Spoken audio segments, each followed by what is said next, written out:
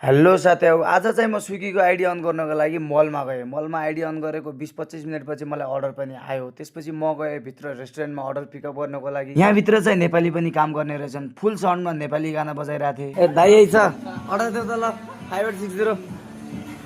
देखेन नि मैले, म त उता हेरेर आएको यार। यहाँबाट मैले अर्डर पनि पिकअप गरेँ अनि कस्टमरको लोकेसन चाहिँ 3 किलोमिटर थियो अनि म चाहिँ कस्टमरको लोकेसनमा गएँ। मेरो चाहिँ भिल्ला नम्बर 127 मा दिएको थियो। त्यहाँ गएर मैले कस्टमरलाई अर्डर पनि डेलिभर गरेँ। यहाँबाट निस्किसकेपछि मलाई अर्डर पनि आयो अनि यो अर्डर चाहिँ मलाई अर्को मलबाट दिएको थियो। अर्डर पिकअप गर्नको लागि म पुगेँ मलमा। रेस्टुरेन्टमा गएर मैले अर्डर पनि पिकअप गरेँ अनि फर्किने बेला चाहिँ एउटा जोमेटोवाला भेटियो अनि त्योसँग कुरा गर्दै म बाहिर आएँ अनि यसको लोकेसन चाहिँ 3.8 किलोमिटर थियो। खासमा मैले कस्टमरको लोकेसन हेर्नु पर्दैन, तपाईँहरूलाई देखाउनको लागि मैले म्याप अन गरेँ अनि म चाहिँ कस्टमरको लोकेसनमा पनि पुगेँ। इन्ट्री गर्ने ठाउँबाट कस्टमरको बिल्डिङ अलि टाढा छ। इन्ट्री गरिसकेपछि म पुगेँ कस्टमरको बिल्डिङमा अनि कस्टमरको रुममा गएर मैले अर्डर पनि डेलिभर गरेर आएँ। अबको अर्डर चाहिँ मलाई बोल्ट अर्डर आएको थियो। अर्डर पिकअप गर्नको लागि पुगेँ म रेस्टुरेन्टमा। अर्डर पनि पिकअप गरेँ अनि यसको डिस्टेन्स चाहिँ 950 मिटर मात्र थियो। यो अर्डर चाहिँ कम्पनीमा दिएको थियो। त्यहाँ पुगेर मैले कस्टमरलाई फोन गरेँ। कस्टमर यति ढिलो आयो, ढिलै भए पनि कस्टमरलाई अर्डर दिएँ। यो बेङ्गलोरको मौसमको पनि केही भर छैन, तियाला दिनमा बेङ्गलोरको मौसम चेन्ज भइजान्छ। आजको दिन खासै घाम पनि लागेको थिएन, चिसो चिसो हावा चलिरहेको थियो। साँझ पख मलाई यो रेस्टुरेन्टबाट अर्डर आउँछ अनि यहाँ गएर अर्डर पनि पिकअप गर्छु। यो अर्डर चाहिँ मलाई यस्तो रिस उठ्छ नि, किनभने यो अर्डर मलाई राजधानी एक्सप्रेस दिएको थियो।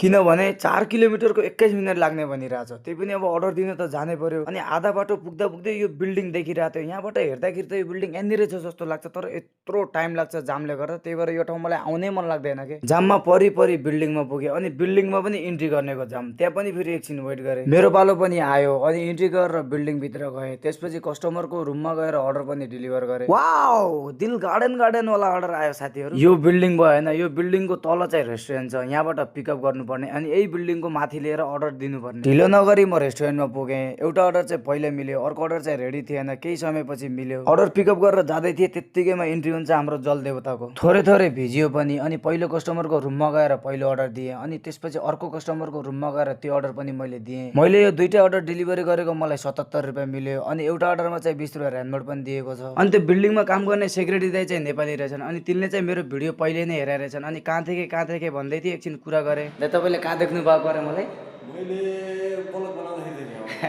यो दाइसँग कुरा गरिसकेपछि म त्यहाँबाट निस्केँ अनि मलाई चाहिँ 4.5 किलोमिटरको अर्डर हालेको थियो। रेस्टुरेन्टमा अर्डर पिकअप गर्न जाँदै थिएँ अनि त्यसपछि मलाई 7.5 किलोमिटर बनाएर मल्टी अर्डर हाल्यो अनि म चाहिँ पहिलो रेस्टुरेन्टमा पुगेँ। त्यहाँ पुगेर पहिलो अर्डर मैले पिकअप गरेँ अनि दोस्रो रेस्टुरेन्टमा गएँ। त्यहाँ पुगेर त्यो अर्डर पनि मैले पिकअप गरेँ। अर्डर लिएर पहिलो कस्टमरको लोकेसनमा पुगेँ। 7th फ्लोरमा अर्डर थियो, 6 फ्लोरसम्म मात्र लिफ्ट रहेछ अनि 1 फ्लोर हिँडेर गएँ अनि पहिलो कस्टमर